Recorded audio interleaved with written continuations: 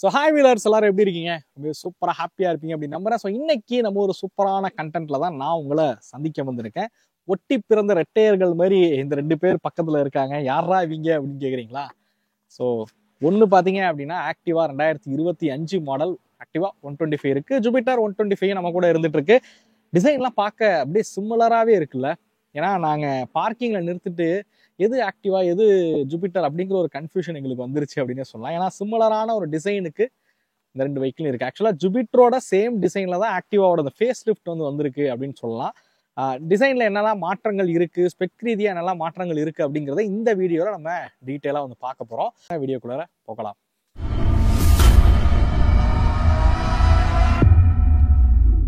Okay wheelers, வீடியோக்குள்ள போறதுக்கு முன்னாடி வழக்கம் போலதான் இந்த வெஹிக்கிள்ஸ் கொடுத்த இந்த ஷோரூமுக்கு மிகப்பெரிய நன்றியை தெரிவிச்சுக்கிறேன். ஆக்டிவா கொடுத்ததற்காக பாலு ஹோண்டா தஞ்சாவூருக்கும், ஜூபிட்டர் கொடுத்ததற்காக தஞ்சை டிவிஎஸ்க்கும் மிகப்பெரிய நன்றியை நான் தெரிவிச்சுக்கிறேன். அவங்க ரெண்டு டீலரோட கான்டாக்ட் நம்பரும் உங்க டிஸ்பிளேல ஷோ ஆகும். அண்ட் இவங்களோட அட்ரஸ் எல்லாமே நான் டிஸ்கிரிப்ஷனில் கொடுத்துருக்கேன். மறக்காம போய் செக் பண்ணி பாருங்க. எனிவே இப்போ நம்ம கண்டென்ட்டுக்குள்ள போகலாம் அப்படின்னு நினைக்கிறேன். ஜூபிட்டராக இருக்கட்டும், ஆக்டிவாவாக இருக்கட்டும், நான் வீடியோவில் ஆரம்பத்திலேயே சொன்ன மாதிரி டிசைனாக சிமிலராகவே இருக்குது அப்படின்னு சொல்லலாம்.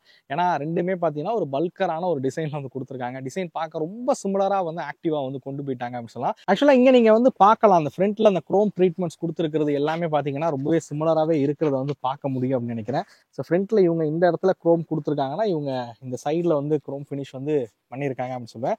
மேலே ஆக்டிவா அதாவது ஜூபிட்டரில் இந்த இடத்துல குரோம் இருக்குது. ஆக்டிவாலையும் மேலே பார்த்தீங்கன்னா ஹெட்லைட்டை அந்த குரோம் ஃபினிஷ் பண்ணியிருக்காங்க. ரெண்டுத்துலையுமே எல்இடி ஹெட்லைட் செட்டப் தான் கொடுக்குறாங்க. இண்டிகேட்டர்ஸ் ஹாலோஜன் செட்டப்ல இருக்கிற மாதிரி கொடுத்துருக்காங்க. ஆக்டிவால பார்த்தீங்க அப்படின்னா உங்களுக்கு ஸோ இந்த இடத்துல டிஆர்எல் எரியும். உங்களுக்கு தெரியுதான்னு சரியா தெரியல, நான் மாண்டேஜில் காட்டுறேன். இந்த இடத்துல டிஆர்எல் எரியிற மாதிரி கொடுத்துருப்பாங்க. இதே ஜூபிட்டரில் பார்த்தீங்க அப்படின்னா இந்த இடத்துல நீங்கள் டிஆர்எல் பார்க்கலாம். இங்கே டிஆர்எல் எரியிற மாதிரி கொடுத்துருக்காங்க. ஸோ ரெண்டுத்துலையுமே அந்த டிஆர்எல் ஃபங்க்ஷன் எல்இடியில் இருக்குது, ஹெட்லைட் எல்இடி இருக்குது, இண்டிகேட்டர்ஸ் ஹாலோஜன் செட்டப்பில் இருக்கிற மாதிரி கொடுத்துருக்காங்க. இதுதான் ஃப்ரண்ட்டில் இருக்கக்கூடியது. ரெண்டு வெஹிக்கிளோட மட்கார்ட்ஸும் மெட்டலில் இருக்கக்கூடிய மட்கார்ட்ஸ் தான் பயன்படுத்தியிருக்காங்க. எனவே டிசைன் பற்றின உங்களோட கருத்துக்களை மறக்காமல் கமெண்ட் பண்ணுங்கள். நம்ம அப்படியே சைடு பேனல் விஷயத்துக்கு வருவோம். ஸோ சைட் பேனலில் பார்த்தீங்க அப்படின்னா ரெண்டு வெஹிக்கிளையுமே ஆக்டிவாவோட பேஜிங்காக இருக்கட்டும், அந்த வெஹிக்கிளில் ஜூபிட்டரோட பேஜிங் பார்த்தீங்கன்னா சைட் பேனலில் கொடுத்துருக்காங்க அப்படின்னு சொல்லலாம். டிசைனை விட்டுருவோம், ரொம்ப அதை பற்றி பேச வேணாம். அங்கங்கே அந்த குரோம் ஃபினிஷ்லாம் ரெண்டு வெஹிக்கிளுமே இருக்கிற மாதிரி தான் கொடுத்துருக்காங்க. அதில் எந்த ஒரு சேஞ்சும் இல்லை. டெய்லைட்ஸ் அப்படின்னு எடுத்துக்கிட்டிங்கனாலும் உங்களுக்கு இண்டிகேட்டர்ஸ் ஹாலோஜன், டெய்லைட்ஸ் பார்த்தீங்க அப்படின்னா ரெண்டுத்துலையுமே ஹாலோஜன் டெய்லைட்ஸ் தான் பயன்படுத்தியிருக்காங்க. பெரிய டிஃப்ரென்ஸ் பின்னாடியிலேருந்து பார்க்கும்போதும் இல்லை. சைட் பேனலை வச்சு ஒரே ஒரு விஷயம் சொல்லணும் அப்படின்னா, ஆக்டிவாவோட பேனல் இப்போ ஃபைபரில் மாற்றிட்டாங்க. ஸோ இதுதான் எனக்கு ஆக்டிவா கிட்ட பிடிக்கல அப்படின்னு சொல்லலாம். ஏன்னா இதுக்கு முன்னாடி இருந்தது எல்லாமே மெட்டல் பாடியில் இருந்துச்சு. இந்த 2025 வரும்போது இவங்க சைட் பேனலை ஃபைபருக்கு மாற்றிருக்காங்க. ஃபைபர் மாற்றினதில் ஒரு அட்வான்டேஜ் என்னன்னா வெயிட் குறையுது தான், நான் இல்லைன்னு சொல்லலை. பட் ஆக்டிவானேல நம்ம எதுக்காக போவோம்? அந்த பில்டு குவாலிட்டி, மெட்டலில் இருக்கக்கூடிய பாடிக்காக தான் போவோம். ஸோ அது இப்போ ஆக்டிவா 125 இல்லை.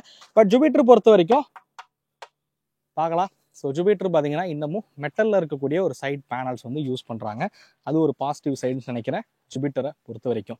ஸோ டிசைனை பற்றி பேசியாச்சு, அப்படியே மித்த விஷயங்களுக்குள்ளே போவோமா? அப்படியே அந்த சீட்டிங் கம்ஃபர்ட் விஷயத்துக்கு வருவோமா? ஏன்னா ஸ்கூட்டர்னாலே நம்ம அதிக ப்ரிஃபர் பண்ணுறது சீட்டுக்கு தான். ஏன்னா ஃபேமிலிக்கு தான் ஸ்கூட்டர்ஸ் அதிகமாக ப்ரிஃபர் பண்ணுவோம்.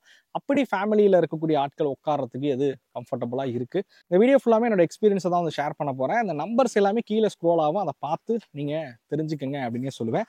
ஸோ சீட்டை பொறுத்த வரைக்கும் ரெண்டு வெஹிக்கிளோட சீட்டுமே நல்ல லென்த்தியான சீட்டை தான் கொடுத்துருக்காங்க. ஜூபிட்டர் ஆக்டிவாவோட கொஞ்சம் பெருசாக இருக்குன்னு சொல்லலாம். ரொம்ப இல்லை, கொஞ்சம் பெருசாக இருக்குன்னு சொல்லலாம். ஆனால் ரெண்டு வெஹிக்கிளுமே பார்த்தீங்க அப்படின்னா வீட்டில் லேடிஸ் ஒன் சைடாக உட்காரத்துக்கு எல்லாத்துக்குமே கம்ஃபர்டபுளாக தான் இருக்கும். அதில் எந்த ஒரு குறையும் சொல்ல முடியாது.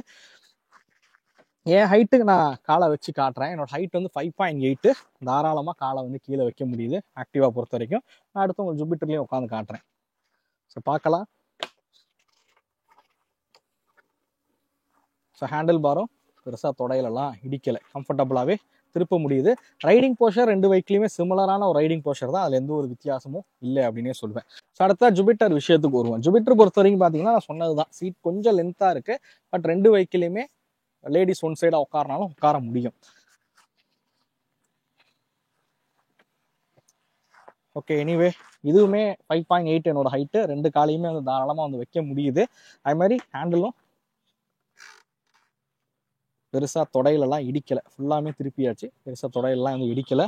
லெக் ரூம் எனக்கு தெரிஞ்சு ஆக்டிவாவோட இதில் கொஞ்சம் அதிகமாக இருக்கும்னு நினைக்கிறேன். பட் எனிவே இன்னும் கூடிய சீக்கிரம் ஒரு ப்ராக்டிகாலிட்டி டெஸ்ட் 2 வெஹிக்கிளுக்கும் வந்து பண்ணுவோம். அதில் அந்த சிலிண்டர்லாம் வச்சு உங்களுக்கு காமிக்கிறேன் அந்த லெக் ரூம் எப்படி இருக்குது அப்படிங்கிறது. பட் நாட் பேட், கொஞ்சம் ஓரளவுக்கு பரவாயில்ல அப்படின்னே சொல்லலாம். ஸ்டோரேஜ் அப்படின்ற விஷயத்துக்கு வரும். ஸோ சீட்டிங் ஃபஸ்ட்டு முடிச்சிடுறேன். சீட்டிங் பொறுத்த வரைக்கும் பார்த்தீங்கன்னா ரெண்டுமே நல்ல கம்ஃபர்டபுளான சீட்டிங் தான். ஒரு 5.2 5.3 இருந்தீங்கனாலே 2 வெஹிக்கிளுமே காலை வந்து தாராளமாக வந்து வைக்க முடியும் அப்படின்னே சொல்லுவேன். 6 ஃபீட் இருந்தீங்கனாலுமே ஹேண்டில் பார் திருப்புனா தொடையில் 2 வெஹிக்கிளுமே அது இடிக்காது.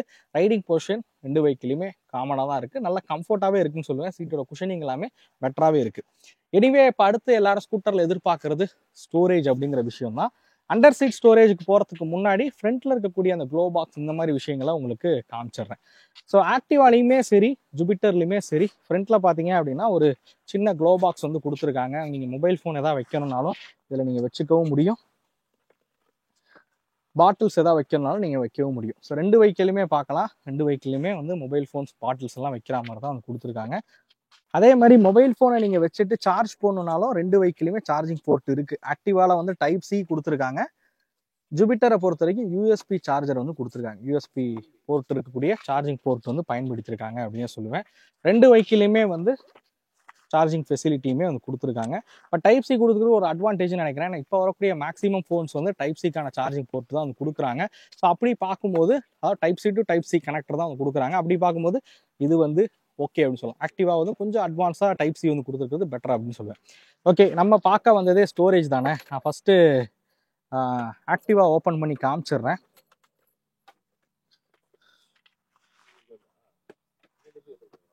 ஸோ பார்ப்பீங்க ஆக்டிவாவோட ஸ்டோரேஜ். எனக்கு தெரிஞ்சு ஆக்டிவாவில் பார்த்தீங்க அப்படின்னா ஒரு ஹாஃப் ஹெல்மெட் வந்து வைக்கலாம். ஃபுல் ஹெல்மெட் வைக்கிறீங்கன்னு பட்சத்தில் மேபி மேலே வந்து இடிக்கிறதுக்கான வாய்ப்பு இருக்குது. ஹாஃப் ஹெல்மெட் தாராளமாக இதில் வைக்கலாம். பட் ஸ்டோரேஜ்னா அது கிளியர்லி வின்னர் யாருன்னு கேட்டிங்க அப்படின்னா அது ஜூபிட்டர் தாங்க.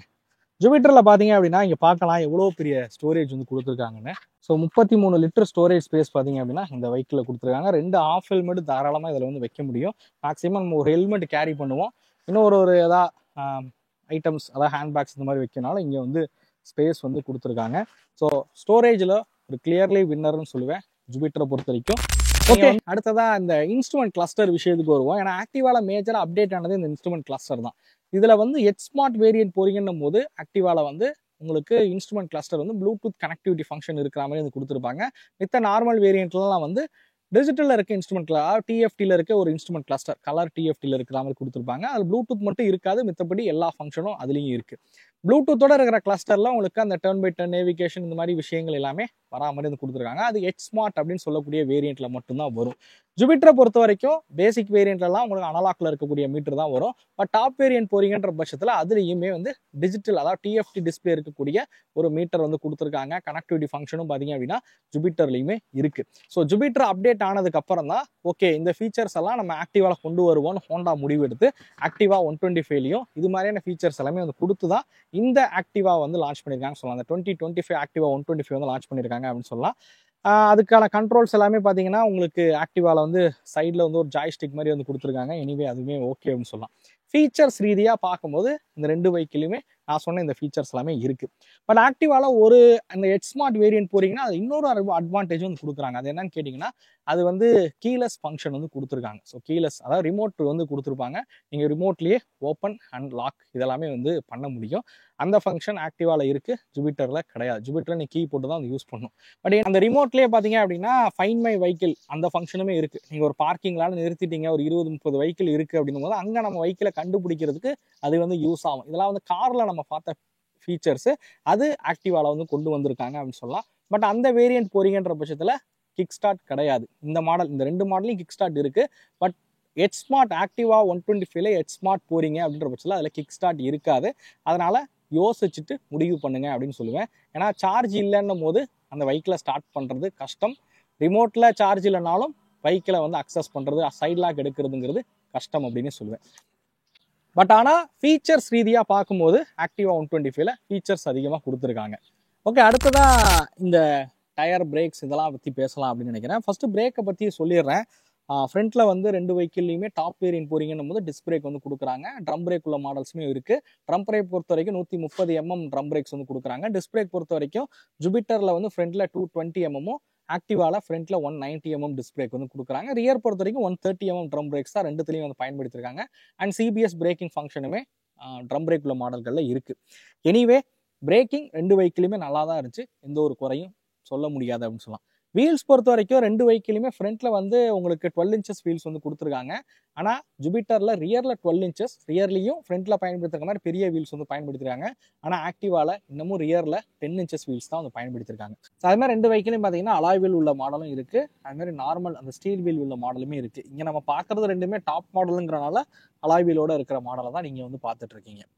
ஓகே, 10 inches இருக்கிறனால என்ன அட்வான்டேஜ் என்ன டிஸ்அட்வான்டேஜ் அப்படின்னு நீங்க கேட்கலாம். 10 inches அதாவது பின்னாடி வந்து சின்ன வீல்ஸ் கொடுத்துருக்கும் போது யூஸ்வலாகவே வீல் வந்து சின்னதாக இருந்தால் அந்த மேடு பள்ளங்களில் விடும்போது அந்த ஷாக் வந்து கொஞ்சம் அதிகமாக தெரியும். ஸோ ஆக்டிவால சின்ன வீல் இருக்கிறனால அந்த மேடு பள்ளத்தெல்லாம் விடும்போது பார்த்தீங்க அப்படின்னா அந்த ஷாக் கொஞ்சம் அதிகமாக மேலே வந்து தெரிகிற ஃபீல் வந்து இருக்குது. சஸ்பென்ஷன் ரெண்டுத்துலையுமே ஃப்ரண்ட்ல டெலஸ்கோப்பி, ரியரில் காயில் ஸ்ப்ரிங் தான் கொடுத்துருக்காங்க. பட் ஆக்டிவாவோட ஜூபிட்டரோட சஸ்பென்ஷன் செட்டப் பெட்டராக இருக்குது. அதுக்கு அந்த பெரிய சைஸ் வீல்ஸுமே ஒரு காரணம் அப்படின்னு வந்து சொல்லலாம். ரெண்டாவது இந்த கார்னரிங்கு, ஸ்டெபிலிட்டி இதெல்லாம் வந்து கேட்பீங்க. அதிலலாம் பெரிய வித்தியாசத்தை இந்த ரெண்டு வெஹிக்கிளையும் வந்து உணர முடியல. ரெண்டுமே நல்லாவே இருக்குது அப்படின்னு வந்து சொல்லலாம். ஸோ அடுத்ததான் எல்லாரும் கேட்குறது அந்த இன்ஜின். ஸோ இன்ஜினை பற்றி தெரிஞ்சுக்கணும், அதோட பர்ஃபார்மன்ஸ் பற்றி தெரிஞ்சுக்கணுங்கிறதா எல்லாரோட கேள்வியாக இருக்கும்.